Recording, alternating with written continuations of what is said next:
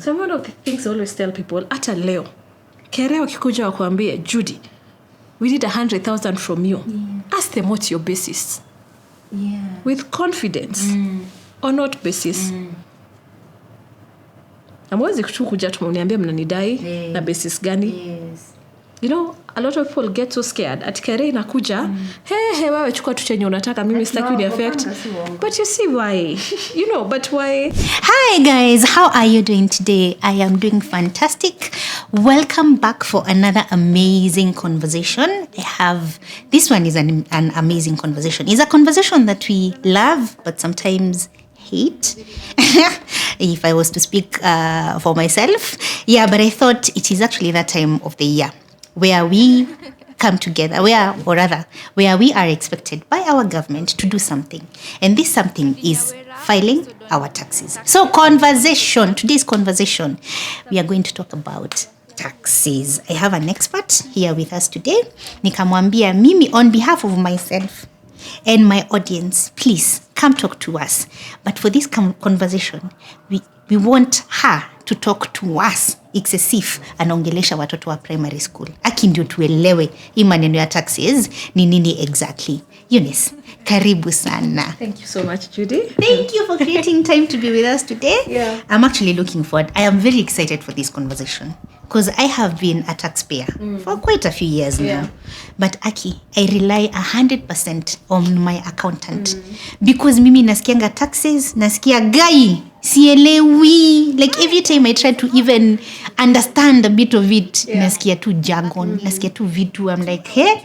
So I rely 100% on my accountant to file my taxes. So hata akiniambia kuna fine ya 10,000, mimi nalipa. But ukiniuliza fine ya nini, I don't know. Yeah. So nata siulizi because I'm like hata akiniexplainia, I don't feel like I understand what they're trying to tell me. Yeah, so this is a conversation I'm looking forward to having today, and a conversation I know will benefit a lot of us. But before we do that, please introduce yourself. Yeah. Well, hi, my name is Eunice Migwi. I'm the founder of Her Legacy. And Her Legacy is simply a space where I teach people about taxes. But siku teach like when you attend a class which notes. Yes. I just like to simplify things because tax can be heavy for a lot of people. So I'm like, okay, you know, if I can be able to simplify this thing that is a must to everyone, let me do this through my platform. And I work with businesses, I work with individuals, but basically so long as you're a taxpayer, uko na KRA pin, I'm your person. Yeah. Fantastic. And you are our person today. I definitely am. And let me tell you, see, I have my notebook. Leo kila mtu needs to grab your notebook and pen because we are about to learn a lot of things. Mimi leo nimeandika vitu Aki. Wacha nione hata naanzia wapi. Nimekuja class. I'm very serious with my questions. Many questions. Okay, I am ready to learn because after here, I want to be filing my taxes with a smile on my face. Yes. And with understanding. With understanding, yes. The smile because now I understand what it is that I'm doing. And please allow me to just get straight into it. And I want to start with a very basic question. A question that may sound very basic, but I think it's very important. So what exactly are taxes and why do we need to pay them? Okay. So, I keep it to a lay person. Yes. To my 10-year-old. Yes. So taxes in very simple terms is the rent you pay for living in any country. So kama uko Kenya, it's like your house. So for this country, I must pay rent for living in it. Because if you go to another country and you're a resident there or you're a citizen there, you'll pay tax as well. That's why almost every country has taxes. Yes. So the same way you cannot live in a house, like an apartment or what, without paying for rent, that's the same thing now when it comes to taxes. Oh. Yeah. I think that is the simplest explanation I have ever heard. The simplest and the best. Like, it's so easy for, like, ukiniambia hivyo, I'm like, okay. Yeah. So, I am charged a bit of rent. Yes. For me to live in this country. For you to live in this country, for you to run a business in this country, for you to work in this country, you're just paying rent. Oh, I like that. Yeah. I like that. Wow, that is a very good explanation. I'm like, inajibu maswali mingi sana. So for someone who has been paying taxes, Yeah.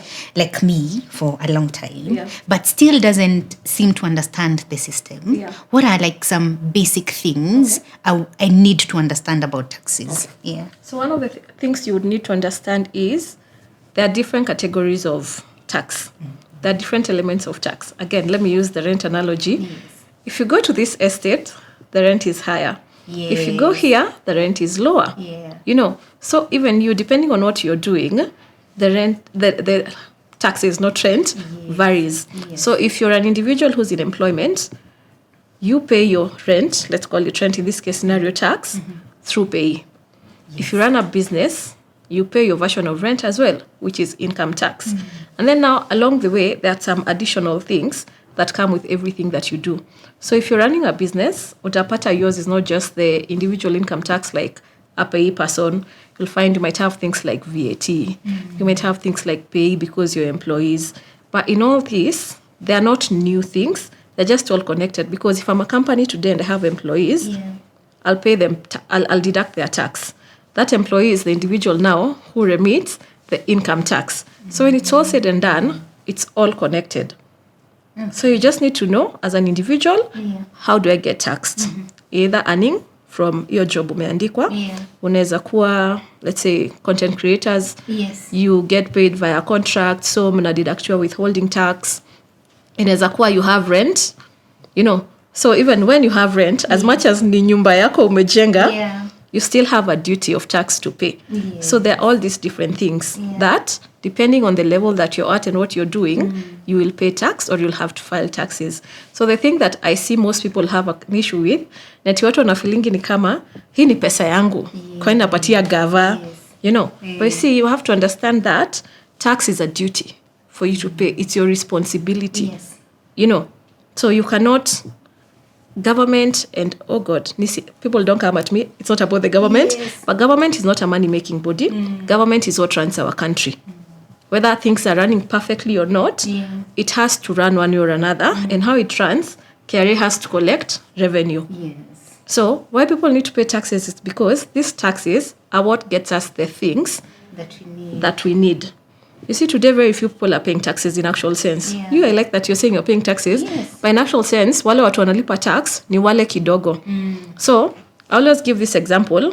Let's say you live in an apartment that has 20 units. Of those 20 units, only 20% of people pay rent. When only that tuseme nyumba mbili ndio zinalipa rent, you cannot go to your landlord and tell them, sina maji, sina security, building ni chafu. Because the few things that they are collecting already can barely sustain that building. So that's what happens. Unapata a lot of people want to complain, we don't have this right, we don't have this right. But in actual sense, do we have the money to do this? The other political aspect of it I won't touch aside, but there's so much of that. And people think we have it bad, and I'm not saying we have it great, but a friend of mine just moved back to the country, and she was telling me, people don't realize how good we have it in Kenya. We have working roads, we have this. And the fact that kuna watu wanakuja kuinvest bado in Kenya and a lot of foreign people coming to invest means we have something good. Is it perfect? No. But why is it not perfect? Because we are not collecting the way that it needs to be collected. So what ends up happening, Musema, by the way, I wish people could understand this. The moment you're not paying your tax and then you want to complain that the rate of living is going higher each day, it's kind of your fault to some extent. Because gava haimake do, sindio? So what will they do? They have to borrow. When they borrow, how will they pay that? If they're not collecting, they have to increase the rate of... Yes. So in the grand scheme of things, senye you're like, mimi sitalipa tax, tafanya hivi.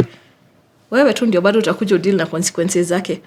Because they have to pay for the little things that are running actually. So in the grand scheme of things, when you're not paying tax, you're not punishing the government. It's actually, we're just punishing ourselves. You're punishing yourself. To some extent. I have something I want to say. Please say I'm it. like, oh my God. I feel, okay. So the way you've explained it is so good. Because then, now I sort of understand. Because you see, one of the reasons why most of us don't pay taxes is because we feel like wanachukua pesa yetu lakini pesa yetu hakuna kazi inatufanyia. Yeah. Because as you put it, the government collects the taxes, so they are able to do the things they are meant to do. Yeah. And these things they are doing for us, right? Yeah. Ndio tukue na barabara poa, ndio tukue na healthcare system poa, ndio tukue na education system poa, right? All these things. Yeah. So we do complain. We have been complaining, and we say that's the reason why sitalipa tax, kwa sababu hata nikilipa hainisaidii. Yeah. But now the analogy of your 20 tenants, but only 2 of you are paying rent, na landlord anafaa kuhakikisha hii rent ya watu wawili it's enough to sustain the whole building ama the 20. Okay. I'm like, okay. Now I understand. Yeah. Okay. It's a touch and go topic, because you see, of course, there's still the element of corruption on this other end, which is a bit political. But at times I feel that, you see, if we are all doing our part in paying taxes, we will find a way to keep the people who are taking more accountable, because it's deeper. That's true. You know. That's true. But that's a whole other topic. It's a whole other that we are not going to do today. That we are not going to do today. So you mentioned about income tax. Yes. You mentioned pay somewhere and all those things. Yeah. So before we get into the explanation of all those things, who needs to file taxes in Kenya? Okay. And how would you classify the different types of taxpayers in Kenya? Okay. Yeah. So for starters, so long as you have a PIN, A KRA PIN. so long as you have a KRA PIN, You're you required. need to file taxes. Yes. The only thing is, what kind of taxes are you paying? So today, you find that we're not on a joint campo, and mtu anataka to take help, or nowadays even I think to start driving, you need to attach your PIN or something of the sort. Yes. So you get a PIN. But people there's no information of, nikipata PIN, nafaa nifanye nini nayo. So the moment you get a PIN and you're a student or just something because of one reason or another, hata kufungua bank account yenye mzazi atakuwa anakuwekea pesa ya kulipa school fees, you need a KRA PIN. Yeah. So by virtue of having a KRA PIN, automatically you need to file your tax returns. So the thing becomes, what type of returns are you filing? Yes. If you don't have an income today, you're allowed to file nil returns. Okay. It's as simple as no income, No income. That's nil the first returns. group of Yes. So the taxpayers. people who are filing nil returns, one, we have students. Okay. Two, might have people who have retired. They don't have any other source of income. They'll file nil returns. And then three, we have people in diaspora. You see someone who lives like in the US, they work from there and everything there, Already but they filed still taxes. have a KRA PIN Yeah. for Kenya. What they do, they file nil returns, but as non-residents, Okay. because they don't live in Kenya. Yeah. So kuna kuanga na hiyo element ya resident and non-resident. And at times it has nothing to do with you being a citizen or not a citizen. Okay. But anyway, so 3 people who are automatically allowed to file nil returns. You're in the diaspora, don't earn anything in Kenya, don't have rental property in Kenya, don't have investments in Kenya. You file nil returns, but as a non-resident. Yes. Students, completely no income. But even you, let's say, you know how time of COVID, people lost jobs and everything. You are allowed to file nil returns at that time because you don't have any income actually. Yeah. So it's not a bad thing to file nil returns, so long as in actual sense, you don't have any income. there's nothing coming in, not the yeah. Kenyan way where like pesa yangu ni kidogo. Yeah. So nita file nil return, or my business is not doing good. Nita file nil returns. When in actual sense, if your business is not doing good, it's important to keep books. It's one of the things I talk about so much, especially from a business perspective. And even you as an individual can be a business entity, because you see you're the one who's earning, you have the expenses you're incurring. Keep your numbers. So you see, if you check and you're like, okay, I was at a loss, you actually just declare that loss. There's no harm in that.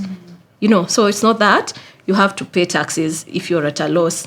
You just file and tell KRA, I was at loss, here's the situation. Yeah. So, nil returns. 2, employed people. I was having a conversation with someone the other day, and aniambia, my employer files my returns, so I'm good. So I asked them, do you mean your employer files your returns, ile monthly that they deduct you, or they actually file your annual returns for you? They're like, what do you mean?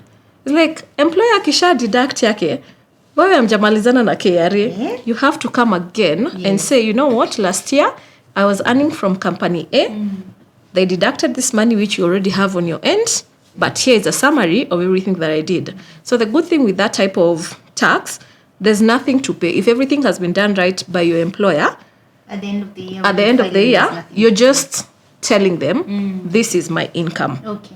But you're not going to pay any tax. But that's when you're just in employment. The employer wako amelipa kila kitu. Yeah. But why again they always require you to declare even if they know KRA is because unaweza kuwa na other sources of income. Which is not, you're not telling them every other month. Yeah. So this time, inakuanga there a chance of you telling them, like it was either my employment income, or maybe niko na hustle, mahali pia, or maybe I did some consulting work. It's just saying, this is me, transparency. Mmeshachukua yote yenye mlikuwa mnahitaji kutoka kwangu. I'm not giving you guys anything else. So, employee returns. That's now income tax, resident, individual. Yes. And then even as an individual, if you're running a company, like how people run companies as a business name, you get to declare business income, but as an individual. Yes. You know? Yes. Because at times people are like, oh, it's just me, sole proprietorship and everything. So in that case, you declare business income, but as you, as a person.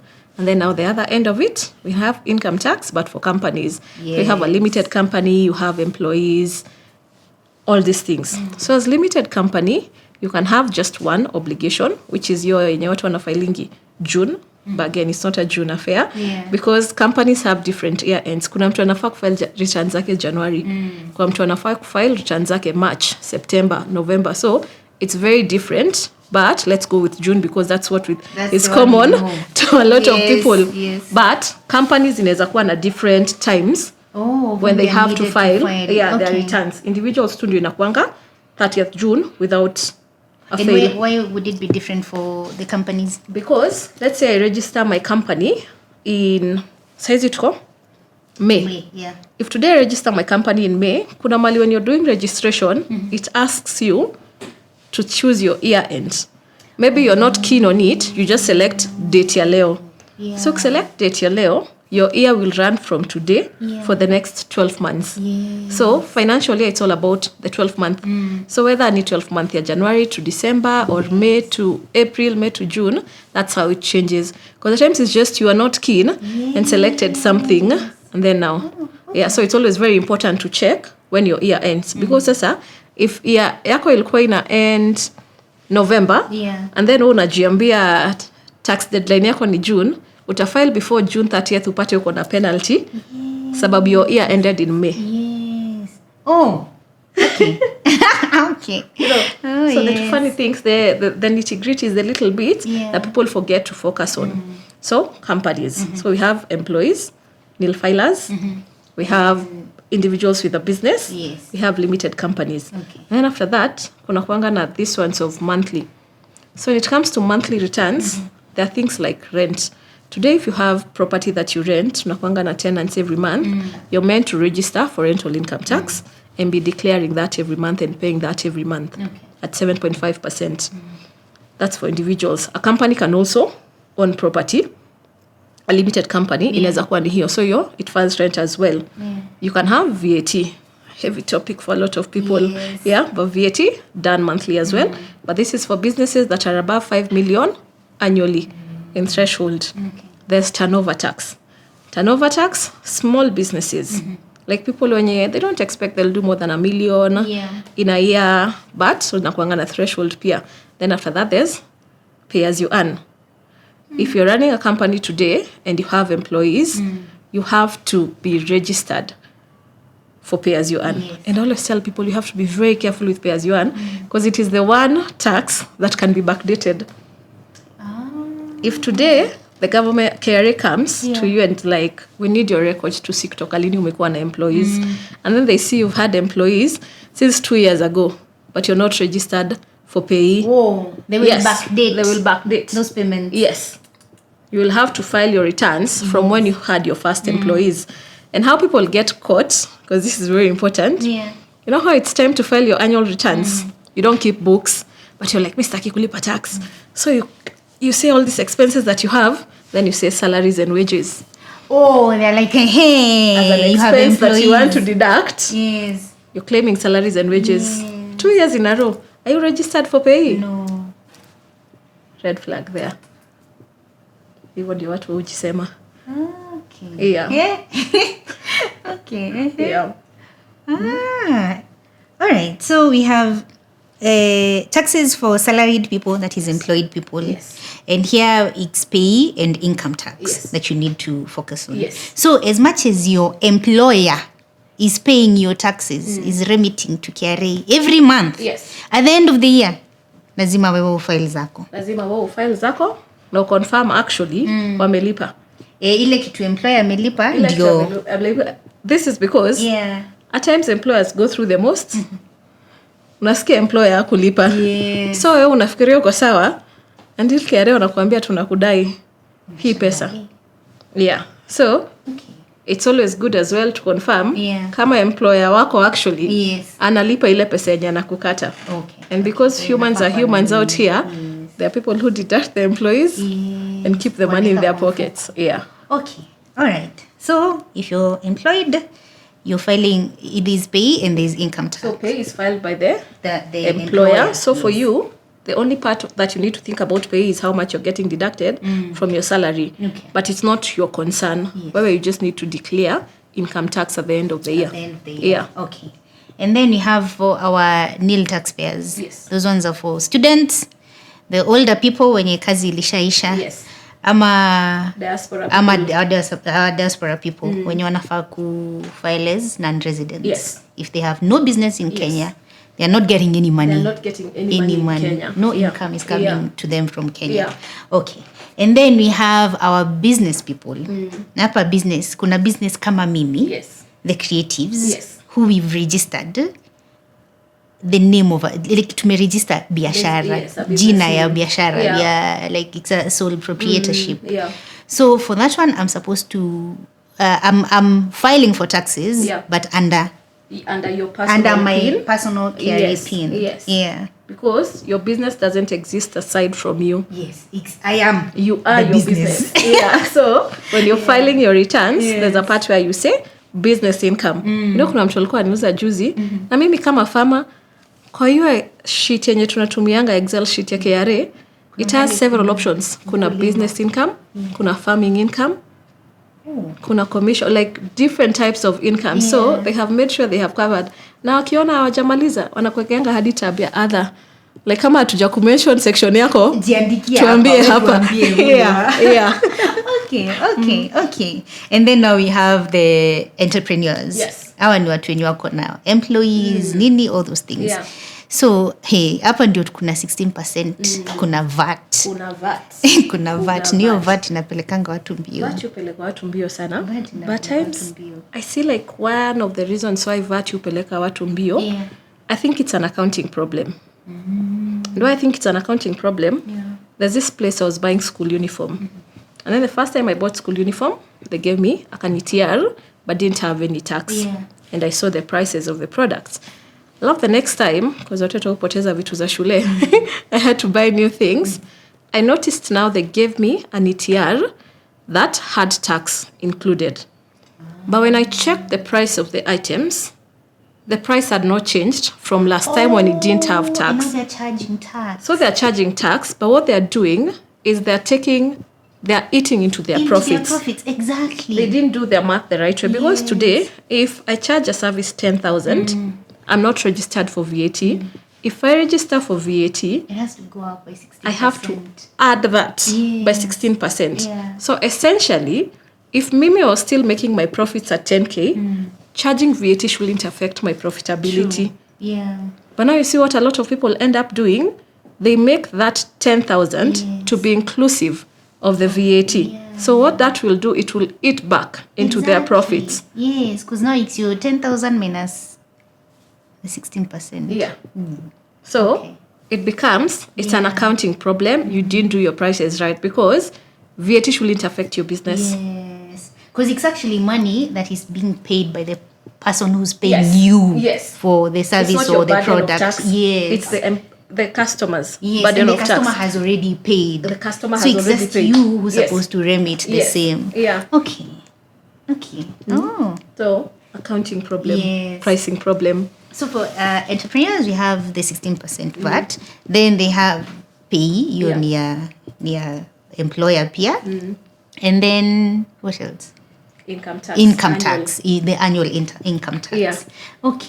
Okay. So those are the different classes of taxpayers that we have. So as long as you have a KRA pin, you must file your taxes. Yes. So it depends on the class that you fall under. And then there's this one called turnover tax. Yeah. Yes, please. Yes. So ideally, turnover tax are for this business person who, for some reason, thinks they'll never reach the VAT threshold. Maybe the 16%. The 5 million. So for you to register for VAT, you must be earning at least 5 million. You need to see that biashara yako inaingiza at least 5 million at the end of every year. So that's like around for 20,000 or let's say 500,000 every month. So one of the things I used to see a lot of people make mistakes in the past is people registering for VAT because it makes them look like a serious business. Unajua nikiregister for VAT nikichajwa to VAT wanaona mimi niko serious. Ama I will not get biashara because I'm not charging for VAT. But see, it's just a matter of explaining to who you're dealing with. Because you see today, Judy, if I'm charging you a service, let's say I'm charging you a consultation at 10,000. And then you tell me, unatakanga ETR ama unataka claim your tax.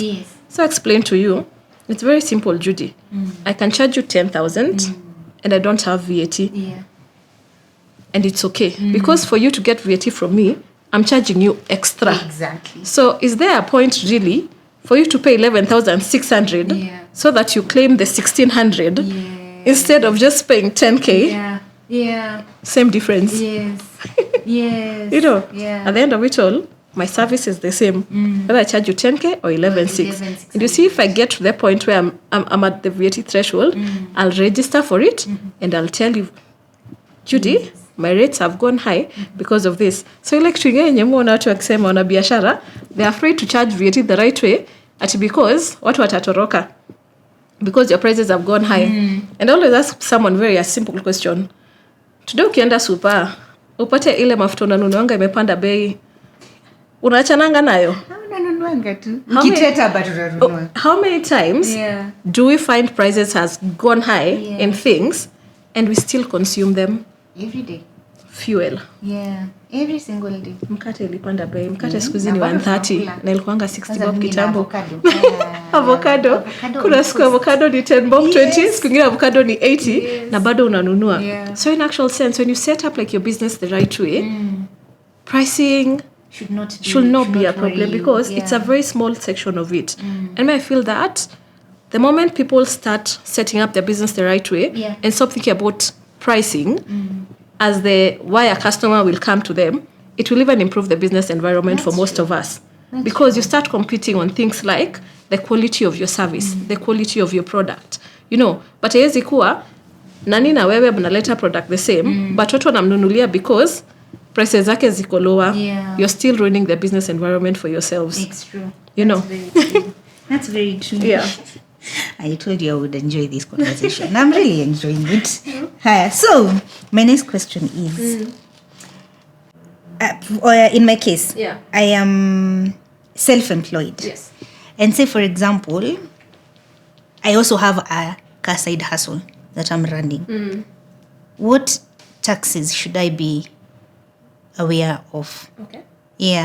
Because I'm trying to see if it fell under the business category. Does it? Yes. Does it fall under? So if you're self-employed, you could be self-employed, you could have a business name, or you're self-emploed, but you have a limited company. So you see, when it's a limited company, you can be an employee in your business. Yes. So unadidactiwa pay, unalipiwa NSSF and HIF, hizo vitu zote. On this other end, it can be, let's say what you do directly, and then maybe side hustle yako, maybe kuna mtu withhold from you. So when it's all said and done, the categories are kind of the same. When it's all said and done, it's income tax. Yes. But now income tax has several two sections under it. Unaweza kuwa you run a business and you have rent. So it's income tax, but one is normal income tax, the other one is rent income tax. Inaweza kuwa you have some investments in some hizo vitu bonds, MMF, nini. Yes. You're able to claim that as interest income. Or so when it's all said and done, it's all income tax. But it's also segmented. Yeah. So kuna kwanga inaitangwa tax head. And then there are two subsections to it. So it's for you to really understand It's yourself. for you to really and understand. to understand the different categories that you fall under. But you see, if you have several businesses, you're self-employed, let's say your main hustle is the creative thing, and then uko na kabiashara kengine, but you don't have a limited company, you combine all that and declare all that as business income. Okay. Accounting. Yeah, accounting 101, I tell you. It combines. You see, with accounting, Yeah. you're able to have one entity, but iko na different levels of income. So Judy is a brand. Yeah. Judy is a business. But Judy as an individual earns money. Judy as a business also earns money. Yeah. So when you do your numbers, you know Judy individual, Judy business, Biashara. income, yote. Okay. And then combine the expenses. Yeah. All right. Yenyewe leo ni class. Niko hapa na biro yangu naandika tu vitu. Yes. So, how do you know when to register for a KRA PIN? Okay. Or when your business or your side hustle has now become a business? But I feel like sasa uniambie kama I am learning something at least. Tell me if there's anything I'm learning. I feel like your hustle becomes, you know when to register it as a business. Yeah. That depends on the turnover, right? It's the 1 million and the 5 million. That's VAT. That's different. That's PIN. So there's a difference between having a PIN and actually registering for tax obligation. Yes. Yeah. So, okay, the question again, how do you know when to register for a KRA PIN or when your hustle, the side hustle that you had, has now become a business? Your side hustle should always be a business. I don't think you've got a threshold. Ni biashara. Ni biashara. Kama So, biashara ingine. yeah. So unless you're thinking about it as, when is the right time for you to separate your hustle from you? And register now. And now register like a limited company, yes. have it running on its own. Yeah. That one, I don't think there's a limit because there are people, kwanza biashara za kitambo, still running with individual pins. Yeah. Oh. Yes. There are people even who are registered for VAT with individual pins. You can do that. Yeah. Inacha isikue ni ile P something. No.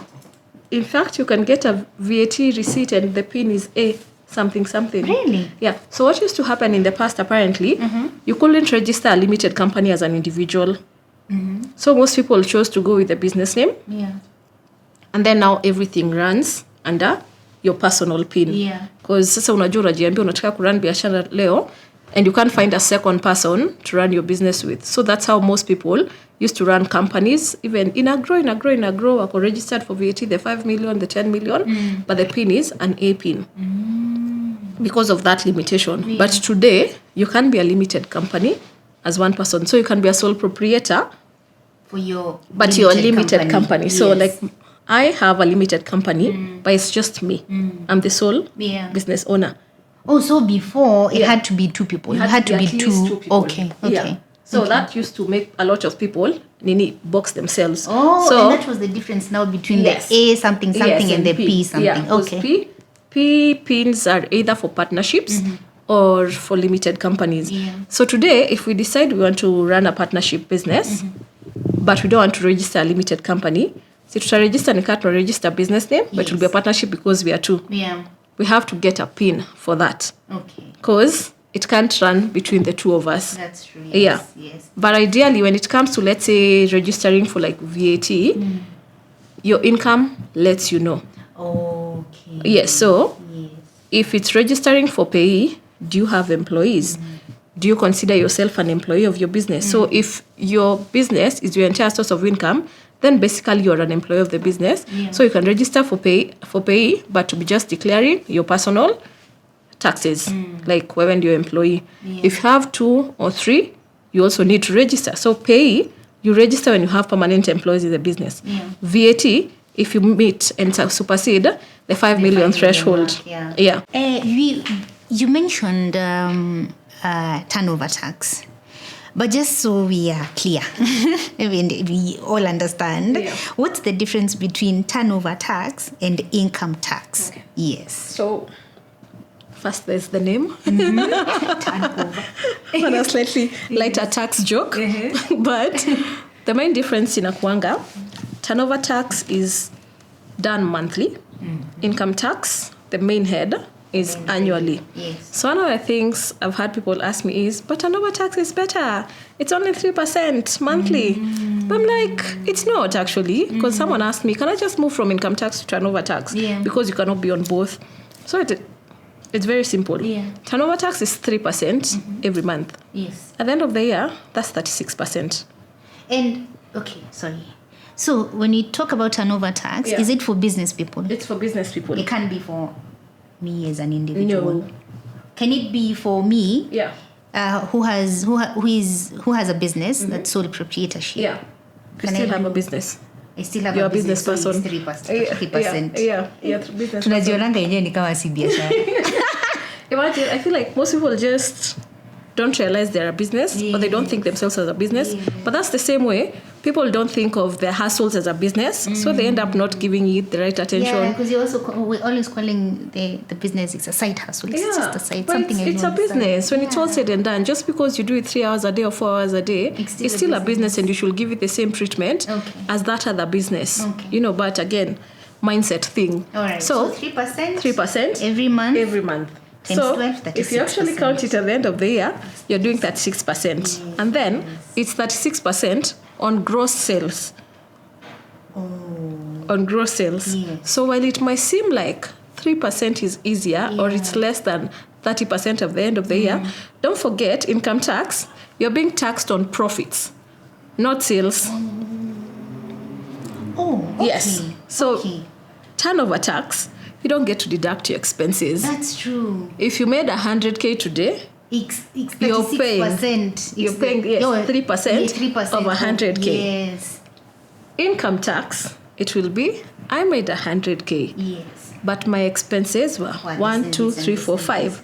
So when it's all said and done, Profit yangu ilikuwa 20K. profit yangu ilikuwa 20K. You'll just be taxed on the profit. Yes. This is the 30% of the 20,000. So maybe we can use I feel like it's better to stay with income tax because you're able to offset. It's not on your gross sales. Yeah. But now you cannot be on turnover tax and VAT at the same time. They cancel each other out. Okay. Yeah. Okay. Oh, so it can only be either. Yeah, it can either be on VAT or turnover tax. Because if you register for turnover tax today and then your business start doing more than 5 million, you'll have now to move to VAT. Yeah, the 16%. Okay. Yes, and then usisahau turnover tax, it's not added. You see how VAT, my 10K, I add 16%. Yes. So your 16% I affect biashara yangu. Yes. Turnover tax will be 3% of my 10K. Of your sales. Where?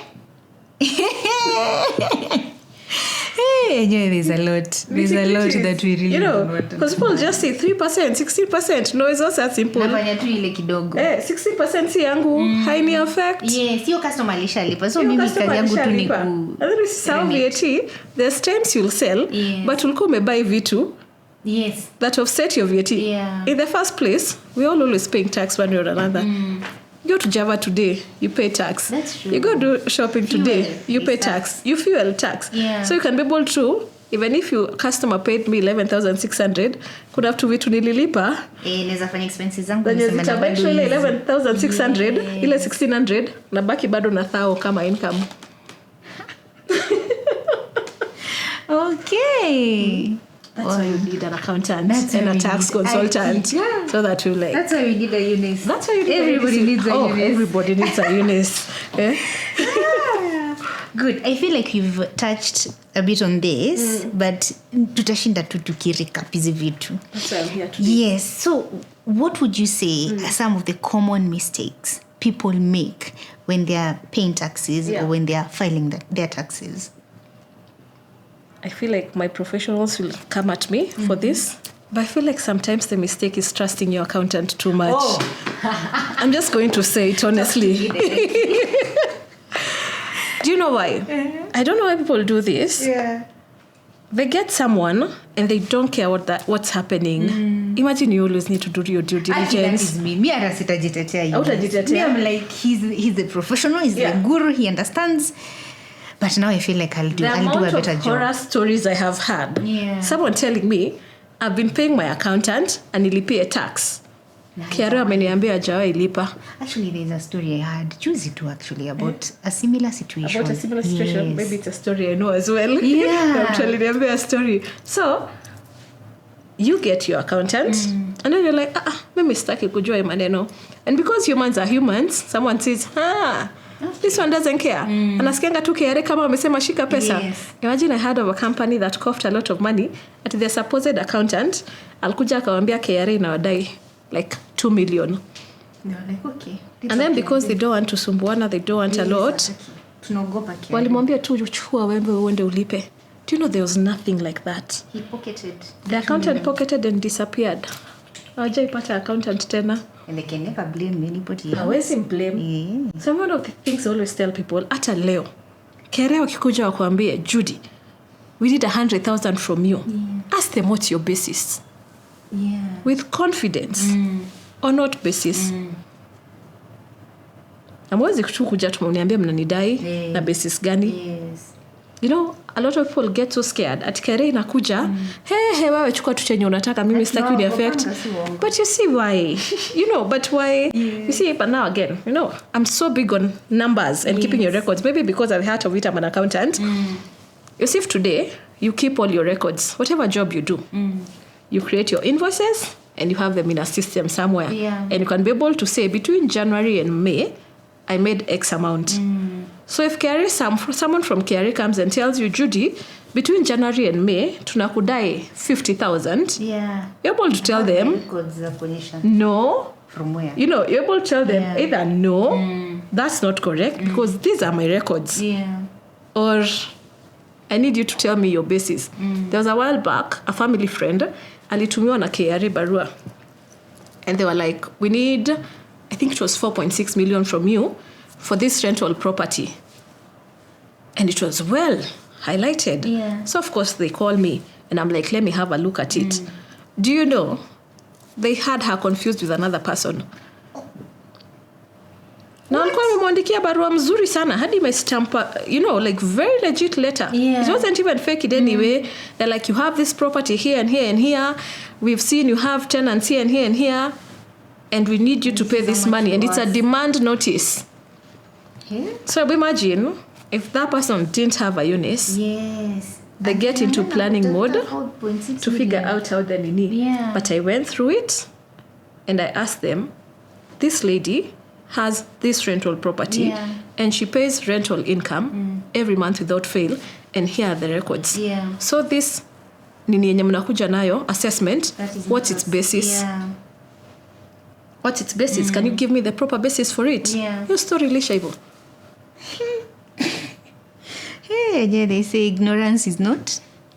It can't be an excuse and it's not a defense, you know. Yes. So one of the things I see people do, you know how you're so consumed in avoiding KRA, you end up taking yourself in bigger pits than you need to. That's true. Because today if you just set up the right way, you understand, I as Judy, I earn my money from consulting or doing these businesses where they withhold from me 5% because I'm above this amount. Yeah. And from this 5%, all I need to do is declare every year, period.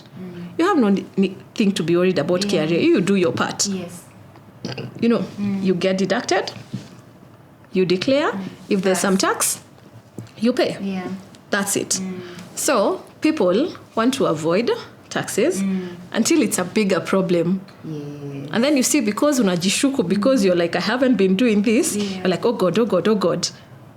Wacha tu niwapatie chenye wanataka. But in actual sense, maybe there was not even a problem. But because you know you're avoiding every single day, then you're always like, sitafanya hii. And I always feel like for business people, do you know not being compliant holds you back?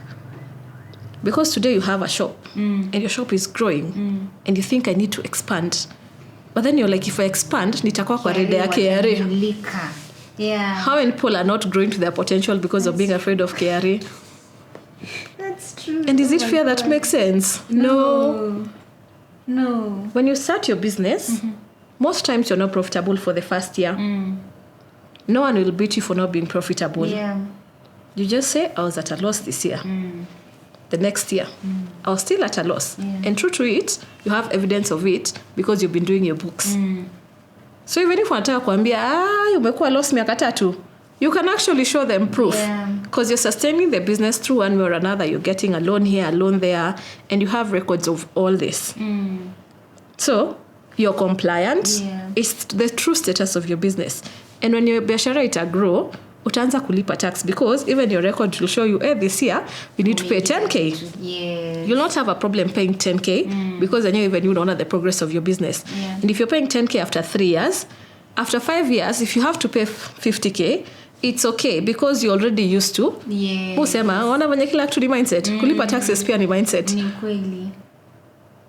Una hepa miaka 10 then wakikupata unaanza miaka 10 alafu KRA wanakuja cause KRA always seeing you, let me tell you. That's true. After miaka 10 wanakuja wanakuambia ile biashara umejenga through sweat and tears ina collapse. And it's really simple to comply. You know, being compliant is one of the simplest things in the world. It's just that people have this fear of KRA and misunderstanding of KRA. Then it's like, no, I don't want to deal with that. But in actual sense, that's why people like me exist. That's true. You know, if you don't want to deal with KRA, it's like, it's okay, I'll handle it for you. You know, because now that is my space of it. So ni sawa usidili na KRA, find a consultant. It might not necessarily be me, but find a consultant. But you also have to But you also, to some extent, you need to also understand. Na hiyo ndio patenye alikuwa kwambia, don't overtrust your accountant. Keep your books. At the core of it all, you'll notice I say keep your books a lot. If today you're keeping your books, you're going through your numbers every month, you know this is the income that I made. So hata nikakuja nikwambia Judy KRA wanakudai 50K leo, utaniambia but we didn't make that much. So what's their basis? But kama ujui your numbers, what will you do? I'll just give you the 50,000. Utaniosha tu 50K. Nitakuosha tu 50K. Number 2, kitu ingine people don't realize, everything that happens in your KRA account, you always get an email. Yes. But then they are very good when it comes to communicating. They are very good. Someone goes and registers for payment. Utatumiwa email ya kukwambia, someone has registered for payment, here is the acknowledgement receipt. Someone makes payment, they will send you an email. We have received your payment of X amount for your invoice. So I always tell people, if you're not getting any of these emails, surely, imagine Mr. Blame accountant. Even you, what's the part in taking care of your business and of your finances? That's true. At the end of the day, it's my business. It's your business. You always have to do due diligence as a business owner. And even, again, creatives, because creatives. So someone is telling me they're withholding from you. Now, ujaiona withholding certificate? Yes. KRA hawajanitumia email ya kusema. If KRA hawajakutumia email ya kukuambia, X Media withheld 5% from you of this amount, wajua X Media tu wanakula pesa yako. Because they never, most agencies will never send you the certificate. If you're not getting the certificate, it's that simple. Someone is just keeping your 5%. Imagine una Judy ile kazi yote unafanya alafu mtu anakipa 5% yako kila mwezi. If someone pays you today, you're meant to get your withholding certificate within the month. If you don't, next month isikose kuja. Fuatana na yeye akutumie pesa yako. Okay. So what happens if I don't file my taxes or I file them late? Very simple. You get a penalty. If you don't get penalty 10,000. Well, it's a how. So if you have monthly taxes, then the penalty is always 10K. The flat penalty. But kama ulikuwa una file taxes, so kuna tax ulikuwa unalipa, they'll always choose the higher amount. So the 10K is the standard penalty of, let's say you're filing nil returns or something of the sort. But kama kuna tax ulikuwa ulipe, let's say you are to pay maybe a tax of like 500,000, and I don't know if it's normally 5%, I don't remember the exact percentage, and then the 5% of the amount you are meant to pay is higher than the 10K. Utalipa the higher amount. Utalipa the higher amount. So most monthly obligations, late filing, or just kuchelewa non-filing, the penalty is 10K. But for rent income, rent under individual, the penalty is 2K every month that you fail to file. For companies, it's 20K. So if you every single month, if you own property with a company and you're registered for rental income with a company and uchelewe kufile, deadline ilikuwa 20th, ufile 21st, 20K. And that's the thing. It doesn't matter whether you're late by a day, a year, 3 years, the penalty remains the same. But now, because I know a lot of people haven't filed their returns, this is the most exciting thing right now that I like talking about. It's called Amnesty. Do you know Amnesty? People ask me like, sure. Do you know if you have 20K, let's say it's a company that was registered for rent and someone forgot to file or something, and they have 20K, amata ni VAT, 10K, for a whole year. If you have penalties of what, 20,000, so long as it's 2023 backwards, gonna penalties are 120K. You'll just pay 1 bob for every month. Hiyo 10K inatolewa. Really? I swear. Hiyo ndio hizo billboards za KRA za tax amnesty. Hizo billboards za KRA za tax amnesty. Really? But it's 2023 December backwards. So kuna penalties are 2023, 2022, So for those people who have never filed returns, let's say from 2015, as an individual, that means let's say you have penalty like 16K. Imagine utalipa 16 bob. Your account is clear. Really? Yeah. I think hizo billboards za KRA wana need to explain further. You know what? They assume we will write it for you here. Go do your research. I'm telling you. There's a time nilikuwa na processia someone, company yake alikuwa amekewa, you know at times they can add the obligation, ulienda kwa mtu wa cyber, aka click the wrong obligation, and especially kitambo hakukuwa na restrictions so much when you're adding an obligation. So someone added rental income to your company PIN. So this person had penalties of like, I think zilikuwa zinakuja 1.8 million. And they don't own any rental And they don't own any rental property. Do you know we paid 1 bob for every month? I think we paid like 150 shillings. Na 1.6 million yake ikakuwa cleared like that. That is the magic of tax amnesty. I mean, it still surprises me how many people are not taking advantage of imagine 1 bob. So long as your returns are filed, ni penalty too. Hauna tax obligation. Yes, that's it's either 2K every month or every year. It's either 10K for VAT, and it doesn't discriminate whether it's VAT pay nini. So long as it's penalty. Kama the system hasn't cleared it automatically. 1 bob gone. And you're done. No penalties for you. Unaanza fresh. And you see, it's really good for annual income tax because 2023 was the last financial year. 2024 is still active.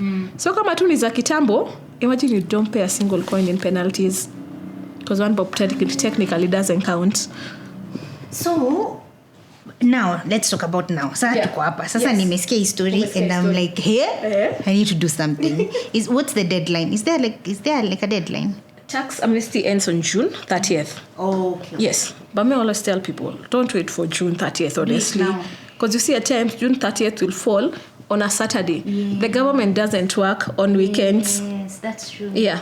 So, if you have penalties right now, file now. Endo ulipe saizi. Imagine 1 bob. 1 bob.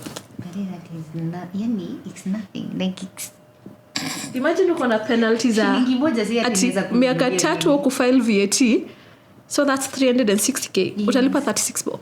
No story imeisha. I don't know if people know this. I hope that is the one takeaway. If not for anything. Yes, it's not for anything else. Yes, so go check if you have penalties. If you do, if you have penalties. Yeah. And the simplest way, tax amnesty. The simplest way to check if you have penalties, I think most people can navigate wanaweza ingia their KRA account. They try to apply for tax compliance. It will tell you either you haven't filed your returns for this period or you have penalties for this period. And then because people find it a bit technical to go through that, the moment you have penalties, it's going to tell you pay. So you're just going to click there and then it's going to take you through the process of paying. And then it's true because, you know, if you try to pay more, inakwambianga, you cannot pay for more than 1 shilling for this period. Really? Yeah. Allah. So that information is there. So Ideally, it's not, because I don't even think I have seen KRA tell people you just pay 1 shilling. Yes. But it's there. Like, I actually have like a video that shows you. Okay, jaribu click more.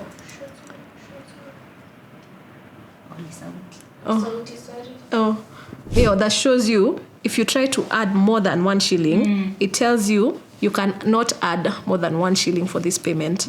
Yeah. So you just register 1 shilling. Okay. Yeah. Okay. And these penalties are because you didn't file. You didn't file on time. Yes. You know, maybe you only remember June, like July. Yeah. Or those people who just haven't filed their returns. Yeah. Imagine just go, update your returns, and then. And this applies to both individuals and individuals, like, so long as all uko the na KRA pin. Of the taxpayers. So long as uko na KRA pin, you qualify for tax amnesty. Okay. Wow. Okay. Ebu hey, hata nitaenda sasa kuangalia. I'll go check after this. Yes. So now, because we have learned quite a bit today and we want to do better going forward, what are some of the ways we can, easy ways we can stay on top of our taxes throughout the year? Ndio maana hatukimbii nikaya mwisho na kwanza kupanic I didn't do this, I didn't do this. One, it's to understand you can file your tax returns anytime from 1st January. You don't have to wait until June. Yes. Especially for individuals. You literally have 6 months to file your returns.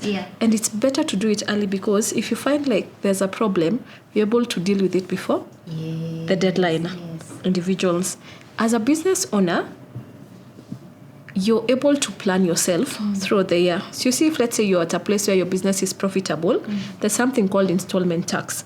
So you're able to pay for taxes or start making like a provision for taxes every quarter, such that when the year ends, you don't have a big burden of tax that you need to pay. So let's say you find that you have to pay like 150K in tax.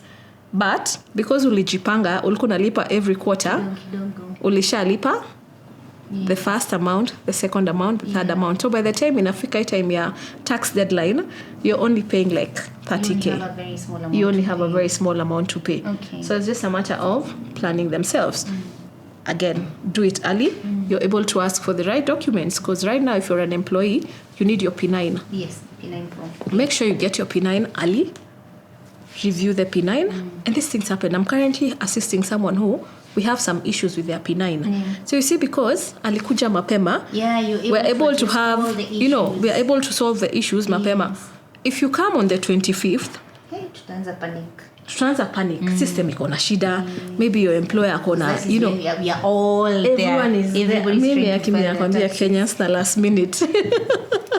It's like it's part of our blood. We must do things last.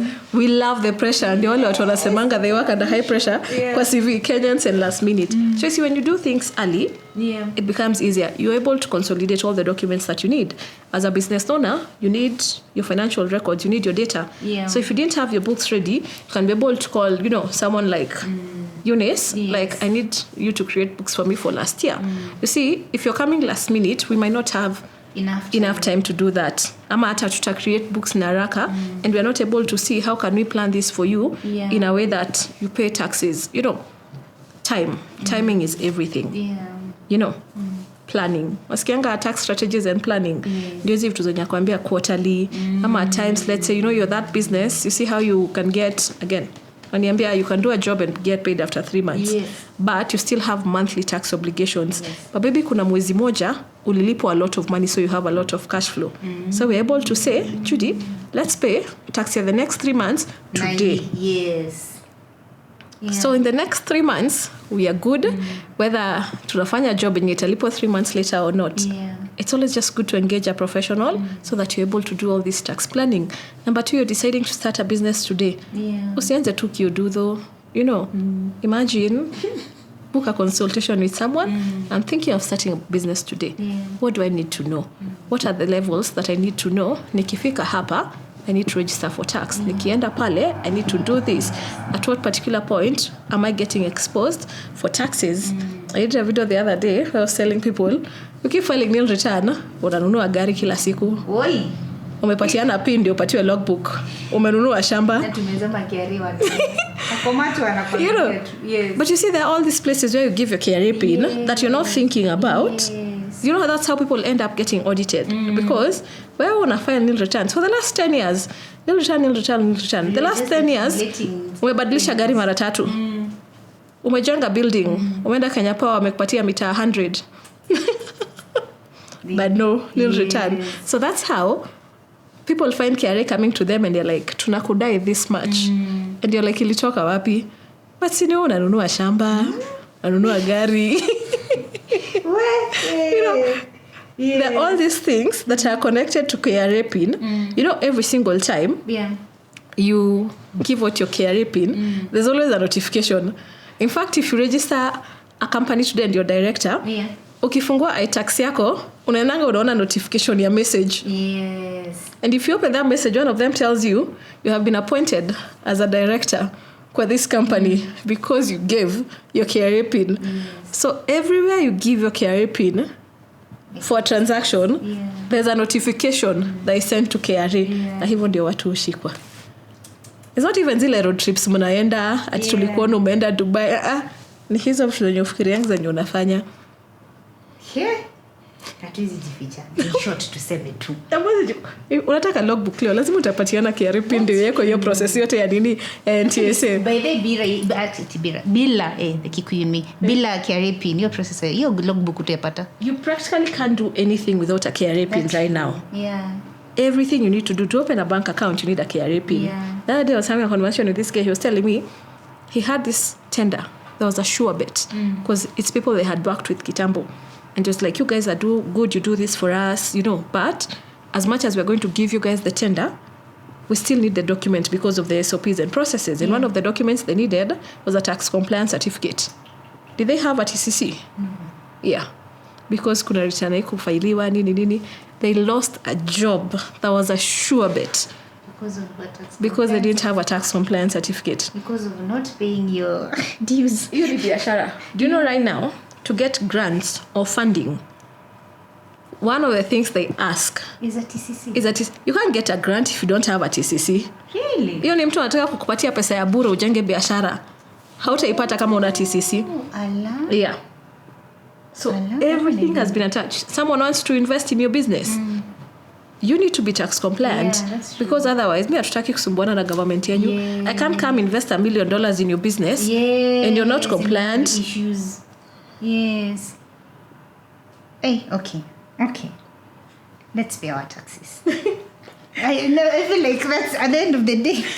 After this conversation, that's the one take home. File your taxes. Yeah, file your taxes. Be compliant. Yes. Yeah. Now, this question actually came from Ukami when we were on a break. Yeah. So all this information, everything that you've talked to us today, because I feel like the reason why we are very resistant when it comes to anything taxes is because of, we don't know, it's lack of knowledge. So tunakataa juu hatujui tukiambiwa taxes ni nini, we don't understand the system. So where do we find this information? Everything that you're telling. Juu kama si Eunice, sasa nafaa kutoa wapi hiyo information? Hey, Aki, let me tell you. I want to tell you KRA, but actually KRA, if you're listening to me, please do better. You know, because the information is so technical on their website. Yeah. You know, and you're a lay person. If you go and see e-teams, do you know for a while there, watu wanafikirianga e-teams ni tax unalipa? Me actually, I feel like I have become comfortable with e-teams just now. You're just... It's just now. It's just now. Like, okay, now I'm starting to understand. At first it was a fight. Yeah. Client alikuwa ni e-teams. Unakuwa ni unanitisha. Yeah. So, where you get this information, I think for now I'll just tell you to find a Eunice. You know, find your Eunice might be the Eunice, me, or it can be another person because there are still people out here who are dedicated. But like for me personally, I have a website where I do blogs and communicate these things, teach people these things, my social media platforms. I'm constantly teaching people on, you know, taxes, providing information, my YouTube platform, you know. So there are still me's out here who are giving information because I do understand, because at times me mwenyewe naingianga KRA and I'm like, watu wanasema nini, you know. So unfortunately, it just becomes up to you to be vigilant and take the time to find that information that you need. Find a consultant, you know. But remember, hata nikisema consultant, you always have to make sure that you also do understand. Yes. So you can be able to get training. You know, at times, imagine, just invest in yourself. You know how you invest in yourself to learn how to do social media, to learn how to work the camera. Yes. You know how you go to the gym and all that. There are all these things. Tax knowledge, because tax is one of those things that you can't get away from. Tulikuwa na wewe forum juzi, where someone said the two things in this world that are sure bet are death and taxes. True. So because taxes are for sure, you just need to educate yourself, and there are so many ways to educate yourself. You can find organizations that do training on just the basics for you to just have. I'm one of those organizations that offer trainings, so that as an employee, as a what, and the best thing about trainings is they're customized to what you need. You know, it's not one size fits all. So it just becomes you take the initiative, find training, find information, and resources ziko huku nje. Imagine the resources ziko mingi. Okay. So for this information, you just need to find a Eunice. It could be our Eunice, and I will make sure that I leave all her contacts and her links to her social media or her social media pages, and if there's a phone number that you'd like to share with us, I will link all that up kwa description box, because maybe today is the day you find your Eunice, who is our Eunice.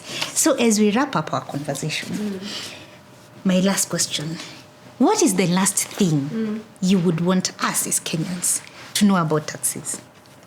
I feel like we've mentioned it kila mahali, but as a final word, the one thing that you want us to know, one thing that you wish Kenyans knew more about, knew about taxes.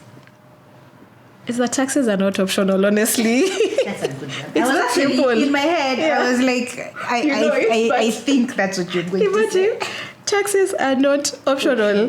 Nilikuwa naambia mtu this, and they were like, it might be a bit controversial, but me personally, I don't ask my landlord chenye anafanyanga na pesa nikimlipa. It gives you more peace of mind. It gives you more peace of mind, and you're like, you know what, me, I've done my part.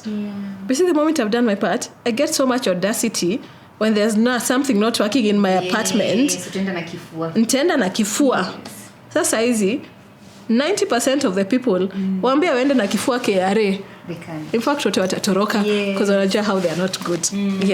So just do your part, not for anything else. Wachana na gava, wachana na KRA. Do it for you, for your peace of mind, for your peace of the business. Because we have seen so many businesses fail because KRA came calling. You don't want to lose all that you've worked for because of a simple thing like being compliant. And it wasn't even something that was expensive or costly. It's your duty. You know, when you know the things that you have to do because you're a parent, it's the same thing. It's your duty, it's your responsibility, it's not optional.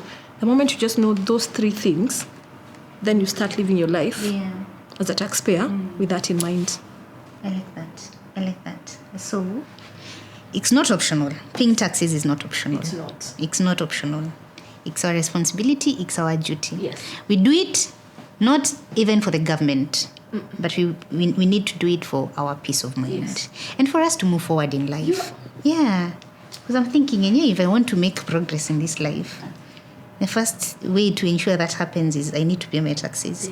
Justaki nisonge, and then KRA wanikujie siku moja. It's a thing. Do you know, I have seen companies I've worked with over the last 8 or so years, and every company that was tax compliance start, if I check their progress over the last years, you can see they've just grown and grown and grown because there's nothing holding them back. True. There's no worry of, no. In fact, if KRA comes, it's okay, we're good. What do you need? Shikeni. And they can't, because you have the facts. They can't fight with you if you have the facts. Your books are good. Your records are good. That as an employee, always get your P9, always get your pay slip. Those are your version of books as an individual. Always get your withholding tax certificate. Creative people. Mnaibiwa pesa huku nje. I know. Okay. All right. Wow. Eunice, thank you so much. I feel like honestly, Aki, nasi kuchocha. I feel like after today, I feel like I now have an understanding of the system when it comes to taxes. Like I feel like I now have an understanding. Yes. Of why I need to do it. Why it's important and how to go about it, depending on the level I'm at. The thing I forgot to mention is, you know how you ask him things you can do. You see, there are those people who are like, I want to do this by myself, I can't hire someone. Put the tax deadlines in your calendar. You know how we have deadlines nowadays. You see, your calendar can send you notifications. So if you put your deadlines as, let's say, pay is due by the 9th, VAT, rent, and all these things are due by the 20th, put your calendar like on the 15th, reminder. Purchase several notifications and put them as tasks. Now that one makes you responsible, or even you'll make sure if like you have an accountant who does this for you, you're able to ask them, have you done this? Have you done this? Yes. Have you done this? So there's always that part of it where take a little bit more responsibility and accountability, because that is your business. Because unaona, when those penalties are missed, nani atalipa? Ni accountant ama ni wewe? Exactly. Mfuko yangu inalipa. Yes. Thank you so much, Eunice. Thank you so much. Tumesoma kitu. Sindio? Kila mtu amesoma. Nice. Awesome. Thank you so much. Thank you. I will leave all her contacts and all her information on the description box. Please enda hapo. If you need a Eunice and you need her ASAP, details ziko kwa description box. And if you have any questions, you can ask us in the comment section. Yes. Eunice can take her time and answer. If you have any or you umpate DM yake iko hapo kwa description box. Thank you so much, Eunice. Thank you, Judy. And I hope to have you back again. I feel like there's a lot that we can cover under taxes. Like there's a lot we still need to learn. But until next time, yes, it's a very good topic. Until next time, guys. Bye. Bye. Yay, nice.